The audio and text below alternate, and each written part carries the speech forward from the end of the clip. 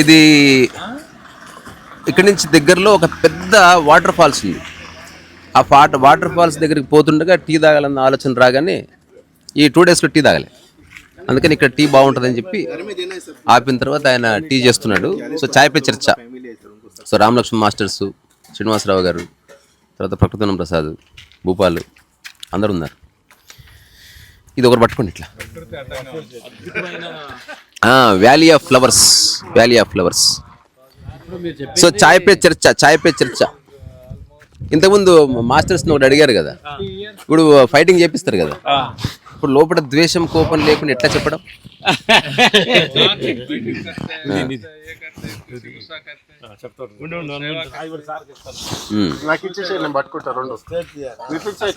Sir మీరు ఎప్పుడన్నా కొట్లాడి? ఎక్కువ నాతో నేను కొట్లాడా.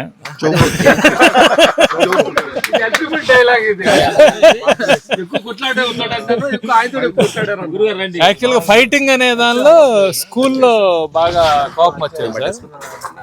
స్కూల్లో ఒకడు మీద బాగా కోపం వచ్చింది. వాడిని ఎట్టయినా సరే కొడదామని, మనం ఫిజికల్ గా కొద్దిగా వీక్ గా ఉండేవాడిని, బాగా సన్నగా ఉండేవాడిని. వాడేం బలంగా ఎట్టుండే ఎంబ్రా ఎట్టుండేవాడు అనమాట. ఆ టైప్ లో ఉండేవాడు. సరే వాడిని ఎట్లానో తెలివిగా కొడదామని చెప్పేసి వాడితో దెబ్బలు తిన్న వాళ్ళందరినీ 2-3 పోగు చేసి అందరం కలిసి ఇట్లా తోపులోకి పోదామని చెప్పేసి కోపాన్ని ఇమ్మీడియట్ గా ఎక్స్ప్రెస్ చేశాను అనుకో, నేను ఓడిపోతా. కోపాన్ని దాచిపెట్టుకొని సమయం దాకుండి వాడు ఒక తోపులో తీసిపోయి కొట్టి, అందరం కొట్టి వాడికి చెప్పారే, ఇక్కడ నిన్ను మామూలుగా మేము ఏదైనా చేయొచ్చు, మేము చేయట్లేదు, ఎందుకంటే నువ్వు మా ఫ్రెండు, అందుకని నువ్వేదో బలంగా ఉన్నావని. దున్నపోతు కూడా బలంగానే ఉంటుందిరా, కొంచెం బ్రెయిన్ వాడు, మేమందరం. ఇదేంది, ఇది ఎట్లుంది, సున్సు రాసిన art of war book context లాగా ఉంది. అంటే ఒక్కొక్కసారి ధైర్యం అంటే ఏందని జెన్ మాస్టర్ అడుగుతాడు. అడిగితే అంటే పుల్లు వచ్చినప్పుడు పారిపోతానండి, అదే నా ధైర్యం అన్నాడు. అంటే కొన్నిసార్లు ఎదురు పడకూడదు. అరే అంటే ఇప్పుడు లారీ ఎదురు వస్తుంటే తప్పుకోవడం అది పిరికితనం కాదు, ఇంటెలిజెన్స్ అంతే. మీరు ఎప్పుడైనా ఎవరన్నా కొట్టిరా? ఇంకో మైకి నాకు నేను పట్టుకుంటా. చిన్నప్పుడు కొట్టుకునేటాను అంతే, తర్వాత కొట్టుకునేది. నిన్న కాంటెక్స్ట్ వచ్చింది చిన్నపిల్లలకి. ఎలా అంటే అందరు చిన్నపిల్లలే, మనసు సెటిల్ గాని ప్రతి వాడు చిన్నపిల్లవాడే. పోనీ కొట్లాడుతున్న వాళ్ళు కొట్లాడొద్దంటే ఏం చేయాలి అదనే చెప్పు. ఎందుకంటే ప్రతి పనికిరందాన్ని కొట్లాడతారు, నేను చూసి. అక్కడ కాదు, ఇంకోటి ఏంటంటే హోటల్ ఫ్రెండ్స్ బిల్లు ఇస్తాను ఉంటారు. నేను బిల్లు కడతా, నేను బిల్లు కడతా, కొట్లాడ భలే వెరైటీగా ఉంటుంది. ఫైనల్ గా నువ్వు కట్టంటే తర్వాత నేను కట్టను వెరైటీగా ఉంటుంది. నేను మిమ్మల్ని ఒక ప్రశ్న అడగాలంటే వేరే విధంగా అనుకోకూడదు. మీరు సినిమాలో ఉండే డిఫరెంట్ గా డ్రెస్సులు వేయటం, అపియరెన్స్ పెట్టారు, ఎందుకు? ఇప్పుడు ఇక్కడ మేము వేసుకునేదా సినిమాలు అంటారు. అంటే మేము గుర్తింపు కావాలి, మీరు రాసేదంటే రావాలా, మీరు ఫైట్ చేసేదంటే రావాలా, మీ యాక్షన్ లో రావాలి, ఇంక వేరే అంటే ఓవరాల్ గా మాకంటే అసలు ఇష్యూ కదా. నువ్వు అడుగుతుంటే మా ఫైటింగ్ మీరు ఏం చేశారు అడిగితే, మేము ఫైట్ మాస్టర్ పేరే గానీ ఇంత మట్టికి ఒక్క దెబ్బ కొట్టి ఎరగం అనేది అసలు వెరైటీగా ఉండదు మాకు. ఇంత మట్టికి అసలు మ్యాక్సిమం మాకు తెలిసిన విషయాల్లో ఎక్కడ రోడ్లు ఏదైనా ట్రాఫిక్ వెళ్ళినప్పుడు ట్రాఫిక్ గొడవ పడుతుంటారు సట్లో, కారు నాది వెళ్ళిందని అక్కడికెళ్ళి మ్యాక్సిమం సాల్వ్ చేయడానికి ప్రయత్నిస్తాం. కానీ కొట్లాటని ఎక్స్చేంజ్ చేయడానికి ప్రయత్నిస్తాం అనమాట. మరి భగవంతుడు మాకు ఆ జాబ్ ఎందుకు ఇచ్చాడు మాకు అర్థం కాలేదు. పొద్దు లేచిన కాడ నుంచి ఎన్ని తలలు లేకాలి సార్, ఎన్ని కాళ్ళు దిగాలి సార్.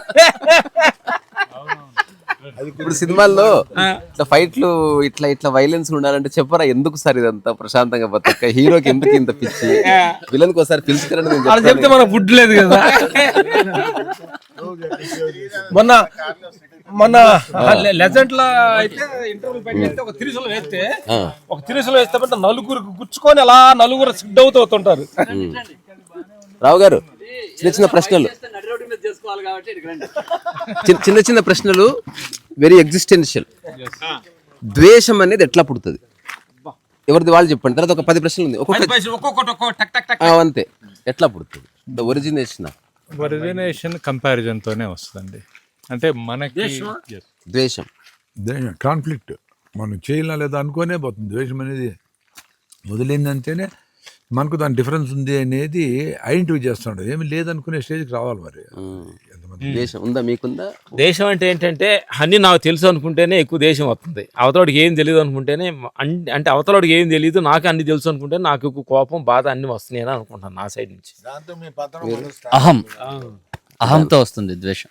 అంటే ఇప్పుడు దీని కాన్ఫ్లిక్ట్ ఎందుకంటే ఇప్పుడు నెక్స్ట్ ఇంకో పదం చెప్పాను అనుకో, మళ్ళీ సేమ్ ఆన్సర్ అవుతుందేమో చెక్ చేసుకుందామని. ఈర్ష్య ఒకవేళ అన్నిటికీ అదే సోర్స్ అనుకో, రెండు పదాలు.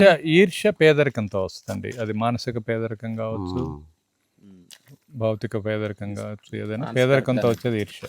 మీకు ఈర్ష్య ఉందా? వస్తుంది ఈర్ష్య అనేది తెలుస్తుంది. అంటే నాకు శత్రువులు ఎవరన్నా ఉంటే కొంతమంది ఉంటారు కదా, వాళ్ళు గురి అయిపోతా అంటే అనిపిస్తుంది. మళ్ళీ ఇమ్మీడియట్గా వాడు గురి అయ్యేదని వాడు కష్టపడినాడు.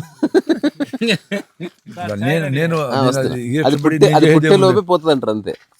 పిల్లప్పుడు తెలుసుకుంటే అది పోతుంది. మీకుందా ఈర్ష్య ఎప్పుడన్నా? అంటే మీ కో ఫైటర్స్ కానీ సహజంగా ఉంటాం అంటే ఇప్పుడుందా? అంటే ఈర్ష్య లేకపోతే మేము ఈ స్థాయికి వచ్చేవాళ్ళం కాదు. కాంపిటీషన్ ఈర్ష్య అనేది వాడికంటే నేను ఎదగాలి అనే భావనతోటే ఈ రోజు మేము గేదెలకి మేకలు కాసుకునే కానీ దూరం వచ్చాం అనమాట.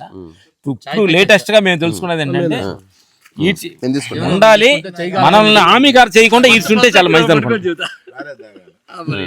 మనల్ని హామీగారు చేయకుండా ఈడ్చుంటే చాలా మంచిది అని మీరు చెప్పింది ఏమో ప్రతిస్పర్ధ కిందకి వస్తుంది. ఈర్ష్య వేరే, రెండు సేమ్ కనిపిస్తున్నా కానీ తేడా ఉండదు. తేడా లిటిల్ ఇప్పుడు మీరేంది వేరే వాళ్ళకంటే మనం బాగా చేయాలన్నది ప్రతిస్పర్ధ. నీకంటే నేను బాగా చదవాలి, అది పాజిటివ్. బట్ అది ఉంది. అసలు ఇంకోటి నువ్వు చెప్తున్నావు చూడు, సెకండ్ పర్సన్ అది లేదు. అది లేదు. అయ్యా ద్వేషం ఈర్ష్య ఎట్లా? లేదు sir, then I never tried to compare with anybody. My goal was only to I had some goal that how to reach it. ఎవరు ఎట్లా అనుకున్నా స్ట్రైట్ దీంట్లోనే పోవాలనుకున్నా I did it in my life. God has been grateful. Whatever I attempted in my life in any business I never lost money. It was a golden Midas touch and that was my business. I never lost any money in any business. That was my career. Now I am a retired man. అట్టా తిరుగుతాం, అట్టా ఉండటం. మీ board mind retire కాలే కదా? Mind అంటే కాలేము కదా. రోజు 16 గంటలు పని చేసిన 25 సంవత్సరాలు. ఇప్పుడు పని లేకపోతే పిచ్చెక్కిపోతుంది. అయినా కూడా ఏదో ఒకటి కల్పించుకోవాలా. ట్రై టు బి బిజీ అంతే. కంపారిజన్ ఉండకూడదు. కంపారిజన్ స్టార్ట్ చేస్తే మీకు కాదు మీకు మనశ్శాంతి అయిపోయింది. నేను ఎదగాలని ఉండాలి పట్టుదలే కానీ కంపారిజన్ ఉండదు. బెంజ్ కారు ఉందనుకోండి, నేను ఎప్పుడో కొనుక్కోను. నాకు అవసరం ఉంటే నేను కొనుక్కుంటా, అవసరం అనిపించిన కొనుక్కుంటా. కారు ఉండేది ఎందుకు? ఏ కారులో పోయినా అదే దూరం, అదే కంఫర్ట్. ఏముంది? డబ్బుకి ఊరికే షో ఆఫ్ తప్పితే స్టేటస్ సింబల్ కోసం ఇప్పుడు బెంజులు ఉంటా, పెళ్ళిళ్ళకి మాత్రం పోతా ఉంటాను. డ్రైవర్ని ఎత్తమంటే వద్దు సార్ ఈ కారులో పోతాను. వాస్తవం అయితే అది ఎట్ అనుకుంటే అట్ అనుకోని. దయ మీలో ఎవరైనా కొంతమంది దయ అంటాం కదా గోపాల్, దయ అది అవసరమా మనిషికి? డెఫినెట్గా నేను సేవ చేయడానికి దయ అవసరమా? జస్ట్ దయ అనేది దయలేని పుత్రుండు. నేను తెలుగు చదువుకోలేదు అంటే పూర్తిగా రాదు. వాడు పుట్టనేమి గిట్టనేమని ఉంది కదా. దయ లేకపోతే ఎట్లా సార్? తల్లిదండ్రుల మీద కూడా దయ ఉండదు. దయనే లేకపోతే మీకు మీ భార్య బిడ్డల మీద కూడా దయ ఉండదు. దయ చూపించే ఎవరి మీద చూపించి దయ అనే పదానికి ఉంటే మనకు సొసైటీలో ఆ పదం ఉంటే, ఉచ్చారణ ఉంటే ఎక్కడో చోట ఉండాలి కదా. ఉండాలా లేదా? అది లేదనుకుంటే మటర్ కూడా ఉంది మరి, ఎక్కడో చోట ఉండాలంటే అది వేరే సంగతి కదా. ఎక్కడో చోట చూపించాలి కదా. ఇప్పుడు on passionate grounds, on humanitarian grounds 10 ఏళ్ళు ఇచ్చిన అతను చెప్తాడు, ఎవరు జడ్జి అని చెప్తాడు. ఎందుకు వచ్చినట్టు ఏడవ చోట ఉంటుంది. కానీ ఒక్కోసారి మనం ఎక్స్ప్రెస్ చేయలేకపోతాం. కోపంలోనో ద్వేషంలోనో వీడు దొంగనాయాలు వీడు చేయకూడదు అట్లా ఉంటుంది అంతే. నాకు తెలిసి ఇప్పుడు నువ్వు అడిగిన అంటే మరీ తెలుగులో చెప్పలేము అనుకోండి. సరే, యాక్చువల్ గా దయ అనేది ఉండాల్సిన అవసరం లేదు. దయ అనేది ఉండాల్సిన అవసరం లేదు. దయ ఉండడానికి అర్హత కావాలి. ఎవడికి పడితే వాడికి దయ ఉండటానికి వీల్లేదు. అసలు ఎందుకు ఉండాలి దయ? దయ లేకుండా కూడా చేయాల్సినవి చేయొచ్చు. దయతో చేయాల్సిన అవసరం లేదు. కొన్నింటి నిర్ణయాలు కఠినంగా ఉండాలన్నప్పుడు దయ చూపించకూడదు. యు నీడ్ ఎ పనిష్మెంట్ అంటే అక్కడ దయ రాకూడదు. యు నీడ్ ఎ పనిష్మెంట్ అంటే చేయకుండా పని చేసినప్పుడు నీకు శిక్ష పూర్తి పడిపోతుంది. ఇప్పుడు అదొక లక్షణం పెట్టుకొని అది ఉంటేనే చేయటం, అది అక్కడ అవతల వైపు ఆ కండిషన్ ఉంటే నువ్వు ఇది అవటం చిన్న గీత దగ్గర పెద్ద గీత లాగానే. కానీ దయ అవసరం లేదు సార్.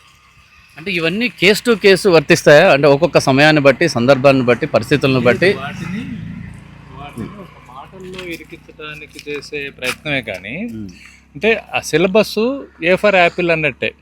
మనిషికి దయ ఉండవలేను అని రాయడం వేరు, దయగలవాడు అనేది అందరూ చదువుకొని కూడా దయ లేదు కదా. అందరూ దేవుడు దయ మన మీద ఉండాలనుకుంటారు, కానీ మనం దేవుడిలాగుండి అందరి మీద దయ చూపించవచ్చు. అది దయ అని తెలియాల్సిన అవసరం లేదు. దాని టైటిల్లో ఫ్రేమ్లో ఫిక్స్ అయ్యకూడదు. ఇప్పుడు ద్వేషమైన, అసహనమైన, అసహ్యమైన, ఈర్షైన, మీరు అంటున్న దయ అయినా, ఇవన్నీ ఏ ఫార్మ్ ఆఫ్ ఎమోషన్సే కదా. నీ మనసుకి ఏదైతే స్వాంతన చేకూరుస్తుందో, ఏదైతే ఒక కంఫర్ట్ని ఇస్తుందో అది ఉండాలి అని అనుకోవచ్చా? స్వాతంత్రం ఎందుకు అసలు లేదు. ఫస్ట్ ఆఫ్ ఆల్ మనసుకు స్వాతంత్రం ఎందుకు? స్వాతంత్రం లేదని ఎట్లా తెలుస్తుంది, ఉందని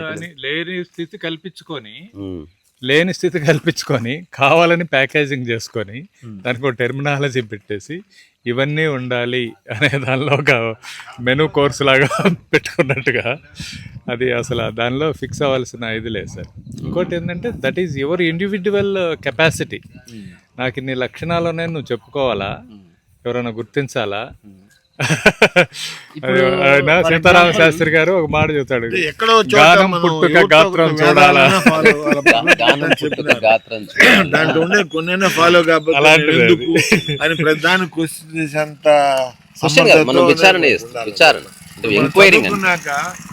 క్వశ్చనింగ్ ఎక్కువ అవుతుంది. Person who knows the subject only can make a doubt. Doubt ఎవడు క్లాసులో లేచి అడిగేది, బాగా చదివాడు అడుగుతాడు డౌట్లు. ఇప్పుడు ఏం చదివాడు గమ్మున ఉంటాడు.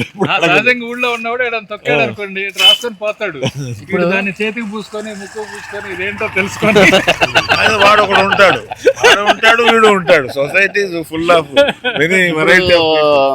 నరేంద్ర మోడీ ప్లేస్లో గౌతమ బుద్ధుడు పుట్టి ఉంటే, గౌతమ బుద్ధుడి మానసిక స్థితిలోనే ఎన్లైటన్మెంట్ అని అనుకుని ఉంటే, ఆ స్థాయిలో తనుండి నరేంద్ర మోడీ ప్లేస్లో కనుక ఉండుంటే, మొన్న జరిగిన ఏదైతే అటాక్, ఉగ్రవాదుల దాడి జరిగిన ప్లేస్ ఏంటది? మన పహల్గామ్లో జరిగింది. ఇంకా 2-3 ప్లేసెస్లో ఏవైతే జరిగినాయో లాస్ట్ 4-5 ఇయర్స్ నుంచి, లాస్ట్ డెకేడ్లో, అలాంటి సందర్భంలో బుద్ధుడు ఏం చేసేవాడు? దయతో ఉండేవాడా?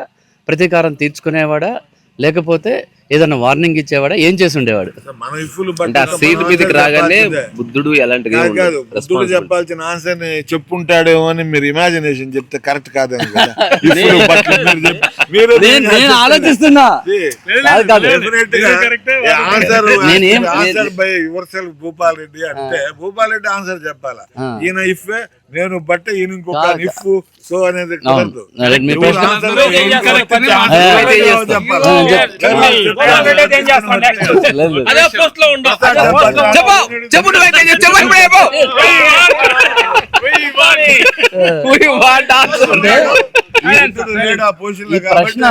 ఈ ప్రశ్న నేను అడుగుతున్నానంటే దాని మీద మనం ఆలోచన చేసుకోవాలన్న ఉద్దేశంతో అడుగుతున్నా. నిజంగా ఏం చేసి ఉండేవాడు ఆలోచిస్తే అసలు ఇప్పుడు అసలు నరేంద్ర మోడీనే బుద్ధుడు అనుకుందాం.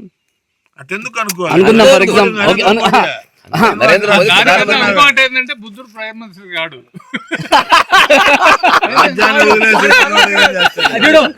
సూది పోక ప్లేస్ కూడా నాదంటూ ఉండకూడదు అన్న మనిషికి పదవి ఎందుకు? గోపారెడ్డి మీరేం చెప్పలేదు, మీరు మీ ఆన్సర్ ఏంటి? ఇక్కడ ఏం జరుగుతుందంటే చెప్పేశారు కదా సార్, సార్ ఏం చెప్పాడంటే, సారు డిబేట్ కాదు ఇక్కడ కరెక్ట్ ఇది వార్. కరెక్ట్ పీపుల్ అంతా వాళ్ళకి ఇన్కరెక్ట్ అనిపించేదాన్ని వీళ్ళు కరెక్ట్, వీళ్ళు చెప్పేదాన్ని కరెక్ట్ చేయాలనే మాటలు మాట్లాడుకోవడం. ఇది కంపారిజన్ అనేది ఉండకూడదు సార్. కంపారిజన్ అనేది ఉండకూడదు సార్. ఉన్నప్పుడు ఇట్లాంటి ప్రశ్నలు వచ్చేది. Why should you compare Modi or somebody with Gautam Buddha? అవును, కంపేర్ చేయాలి. గౌతమ్ బుద్ధ ఇక్కడ ఏం కంపేర్ చేయట్లేదు. ఇప్పుడు నన్ను అడిగిన ప్రశ్న నన్ను ఆన్సర్ చెప్పనేయండి. చెప్తుందండి. చెప్పాలన్నది చెప్పకుండా, చెప్పనీయకుండా డిపెండ్ చేస్తారు. ఊహించి చెప్పేదే కదా, బుద్ధుడే మీకు చెప్పలేదు కదా, మీరు ఊహించాల్సింది అంతే. అంటే నిజంగా నేను కూడా ఆలోచిస్తున్నా, అందుకనే అడిగిన ప్రశ్న. నాకు కూడా సమాధానం తెలియదు. ఎందుకంటే మీరన్నట్టు అది అయ్యి ఉంటే ఏం చేసి ఉండేవాడు అనేది అది ఊహే కదా. 2-3 పరిణామాలు ఉన్నాయి. ఒకటి అసలు ఆ సంఘటనే జరగదు, ఓకే. ఎందుకంటే అది బుద్ధుడు రాజ్యం కాబట్టి. That is one possibility. రెండోది ఇన్ కేస్ ఒకవేళ జరిగిన పాపం వాళ్ళకి కూడా జీవించే ఎక్కువ ఉంది, ఆ టైంలో వాళ్ళకి అలా అనిపించిందేమో, వాళ్ళంతటా వాళ్ళే మారుతారులే వదిలేయండి అనొచ్చు. అంతే హైపోథెటికల్. బుద్ధిజం లో ఉన్నంత మార్షల్ ఆర్ట్స్ దేంట్లో లేవు. ఎందుకు పెట్టినారు అవి? ఇప్పుడు ఈ ప్రశ్న చచ్చిపోయే ప్రజలకు సెల్ఫ్ డిఫెన్స్. ఒక 2-3 నిమిషాల క్రితం మైండ్ లో ఏదైతే రేకెత్తించిందో, ఈ ఫ్యూ మినిట్స్ మీతో మాట్లాడుతూ ఉంటే నేను ఆత్మవిమర్శ చేసుకుంటున్నాను కదా. నాకు ఇప్పుడు ఏం తోచిందంటే, ఇప్పుడు రాముడు ఉన్నాడు కదా, రాముడు ఏం చేశాడు ఫైనల్ గా అంటే కంపారిజన్ కి చూస్తే, ఫర్ ఎగ్జాంపుల్ బుద్ధుడు ఇంకొక ఫార్మ్ ఆఫ్ రాముడు, తర్వాత ఎవాల్వ్ అయ్యాడు, మనం ఏదో దశావతారాలు ఇట్లా అనుకుంటున్నాం కదా. రాముడి సమయంలో కూడా రావణాసురుడు జరిగినప్పుడు తను ప్రతిఘటించాడు కదా. సో ఖచ్చితంగా గౌతమ బుద్ధుడు కూడా తన సాధ్యమైనంత వరకు దానికి పరిష్కారం చూసే దిశగానే. దీనికి ఒక కోరెస్ట్ అబ్జర్వేషన్ ఉంది. ఇప్పుడు నేను నిన్ను కొడుతున్నా, ఇంకోటి నిన్ను కొడుతున్నాడు, జస్ట్ ఒకటే ద్వేషంతో కొడుతున్నావా, బుద్ధత్వం లేదు. కొట్టడం తప్పు కాదు, పై అంతా వల్లగొట్టు, అవసరం తీసి బొందబెట్టు, కానీ make sure you don't have any hated towards consequence. Exact గా రాముడు కూడా అదే చేశాడు కదా. నేను ఒక మంచి వీడియో చేద్దాం, మీరిద్దరు నేను ఒక్కనే ఒక చెప్తా ఐడియా చెప్తా. ఏ యుగానికి ఆ యుగానికి తగినట్టే అవతారం ఉంది. అవును, కృష్ణుడు వచ్చినప్పుడు ఇంకోటి ఈ సిచ్యువేషన్ ఎట్లుంటే అట్లే ఉండాలి కానీ మనం ఎత్తుకుపోయి ఇప్పుడు కంపేర్ చేద్దాం.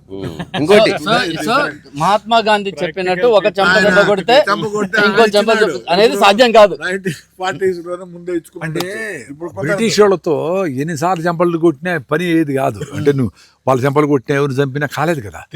ఎంతో మందిని ఉరి తీసినారు, ఎంతో మంది చచ్చిపోయినారు. అట్లా కాలేదు, నేను అది కనిపెట్టినాడు. మళ్ళా వాడగలిగే ఆయుధం అది ధర్మాగ్రహం అనేది. అందరూ 100 ఏళ్ళు సిపాయి తిరుగుబాటు కాడ నుంచి 1856 నుంచి అప్పుడు జరిగినాయి. వందల మందిని అసలు పేర్లు తెలియని అందరినీ చంపేశారు కదా బ్రిటిష్ వాళ్ళు. సో ఇట్లా కాదరా అని చెప్పి ఆయన తెలుగు ఆలోచించారు. ఇది ఒకటే, అది వర్కౌట్ అయింది. అది దీన్ని త్యాగఫలం అందరిది కలిపినాక ఫైనల్ గా అది వచ్చింది.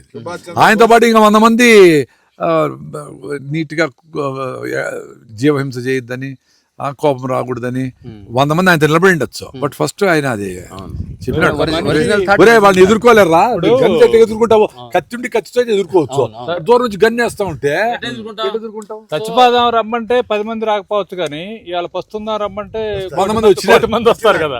ముందు అక్కడ మనకి ఇది స్ట్రెంగ్త్ కనపడింది కదా. అంటే ఖచ్చితంగా తన యొక్క ఎరుకతోనే, తన యొక్క జ్ఞానంతోనే గౌతమ బుద్ధుడు, అరే మన దగ్గర ఆయుధ సంపత్తి లేదు కాబట్టి వాళ్ళతోని మనం ఆయుధాలతో పోరాడలేము అన్న జ్ఞానంతోనే, ఆ ఎరుకతోనే అహింసా మార్గాన్ని ఎంచుకుని ఉంటాడా? అహింసకి ఆయుధాలకు సంబంధం లేదు, అది మానసిక స్థితి. అంటే ఎదుటి వ్యక్తి నీవే అని తెలుసుకోవడం వల్ల అహింస చేయవలసి వచ్చింది. అంటే అంత వన్ ఆర్గానిజం, బట్ అది బ్యాడ్ యాపిల్. యుద్ధము బ్రిటిష్ వాళ్ళు ఏ ఫేస్ ఉండదు కదా, ఆయన అంతర్మతంతో బయట వచ్చినాడు. కాన్సిక్వెన్స్ ఏంది, గాంధీ చేసింది వేరే, బుద్ధుడు చేసింది వేరే, రాముడు చేసింది వేరే, డిఫరెంట్ సిచ్యుయేషన్స్ డిఫరెంట్ కదా. అహింసా మార్గాన్ని ఎంచుకోవడానికి గాంధీ కరెక్టే, అహింసా మార్గం ఎంచుకునేది గాంధీకి ఒక ప్రేరణ. వాళ్ళు దానికి ముఖ్యమైన భూమిక సత్సంగం. సౌత్ ఆఫ్రికాలో టాల్స్టాయ్ ఫామ్ అని ఉండేది. ఇట్లానే ఒక మన రీసాగా రాష్ట్రం లాగా ఉండేది అనుకోండి. అందరిని పిలిచేవారు, అందరు కూర్చునేవాళ్ళు, మాట్లాడుకునేవాళ్ళు. ఆ థాట్ ప్రాసెస్ ఆయనకి చాలా బాగా నచ్చింది. అంటే పరిస్థితి అప్పుడు కూడా ఆఫ్రికాలో బ్రిటిషర్ ఇది ఉంది, అక్కడ చాలా ఇబ్బందులు ఉన్నాయి. ఇదే పరిస్థితి ఇండియాలో ఉంది, ప్రపంచం అంతా ఉంది. ఏం జరుగుతుంది, దీనికి ఏంటి పరిష్కారం అనేది చాలా చర్చలు జరిగాయి. ఈయన వినేవాడు, జాగ్రత్తగా వినేవాడు. ఆ టైంలో ఎవరో జాన్ రస్కిన్ అని ఆయన రాసిన అంటూ దిస్ లాస్ట్ అని ఒక పుస్తకం ఇచ్చారు. ఆ పుస్తకాన్ని చదివిన తర్వాత ఈయనకి అసలు భారతదేశం పొజిషనింగ్ అంతా చాలా క్లారిటీ వచ్చింది. అరే నాయన, మనకు ఒక ప్రాబ్లం కాదు, చదువు లేకపోవడం, పేదరికం, ఆచారాలు, మతాలు, మౌఢ్యాలు, అజ్ఞానము, పంటలు పండకపోవడం, ఎక్స్ప్లాయిటేషను, రాచరికము, పెత్తందారీ వ్యవస్థ, మతాలు, బ్రిటిషర్సు, ఇన్నిటికీ సర్వరోగ నివారణ ఏంటి అనే దాంతో మొదలుపెట్టి ఆయన మంచి మోడల్స్ చేసుకున్నాడు. అహింస, గ్రామ స్వరాజ్. ఉమ్. గ్రామ స్వరాజ్ అనేది అద్భుతమైన ప్లస్ ప్రతి చోట ఎవరైతే ఇప్పుడు ప్రకృతివనం ప్రసాద్ గారు ప్రపంచం అంతా ఎట్లానో మనం ఈ ఆశ్రమాలు పెట్టి వీళ్ళందరినీ బాగు చేద్దాం ఆరోగ్యం అనుకుంటున్నారు, ఆయన ఎవరన్నా వచ్చి సార్ నేను మీ శిష్యుడిని అది ఇది అంటే, అయితే ఇంద్రబాబు ఏడేం పని నీకు, మీ ఊరు పోయి స్టార్ట్ చెయ్యి, అక్కడ 10 మంది కలిసి కూర్చోండి, అక్కడ మీరు మాట్లాడుతూ ఉండండి, మీరు వ్యాసాలు రాస్తూ ఉండండి, ఉత్తరాలు రాస్తూ ఉండండి, ప్రజలతో కలిసి తిరగండి. కాదు ఆ దేశంలో సగటు సామాన్యుడు, ఆ రోజు నాకు చాలా మంది లీడర్స్ కోట్లు వేసుకొని డబ్బులుండి మంచోళ్ళే వాళ్ళు, కానీ కోట్లు వేసుకొని కారుల్లో మహల్లో ఉంటే ఈయన ఒక కుటీరం కట్టుకొని పైన గుడ్డ కూడా లేకుండా సగటు ఒక సామాన్య భారతీయుడు ఎలా ఉన్నాడు, వీడు మనోడరా బాబు వీడు చెప్పింది వినొచ్చు అని వాడికి రీచ్ అయ్యేలాగా వేషధారణతో సహా ఆచరించడం. ఆశ్రమంలో పొద్దున్న పోయి బాత్రూంలో కడగటం, ఊడ్చుకోవటం, మేకపాలు తాగటం, శనగిత్తలు నానబెట్టుకొని తినటం, నాన్ వెజ్ తినకపోవటం, చక్కగా ఇప్పుడు కాసేపు అందరు కూర్చొని భగవద్గీత చేయటం, కాసేపు ప్రేయర్ చేసుకోవటం, ఇన్ని విషయాలు గాంధీని ఒక దేశభక్తుడిగాను జాతిపితగాను చూడటం చాలా దుర్మార్గం అండి. ఆయన అసలు ఒక మానవత్వాన్ని ఈ దేశానికి అవసరమైన ఒక మంచి మోడల్ని ఆవిష్కరించాడు. వెరీ అన్ఫార్చునేట్లీ అది మిస్ అయ్యి అన్ని మాట్లాడుకుంటున్నాం.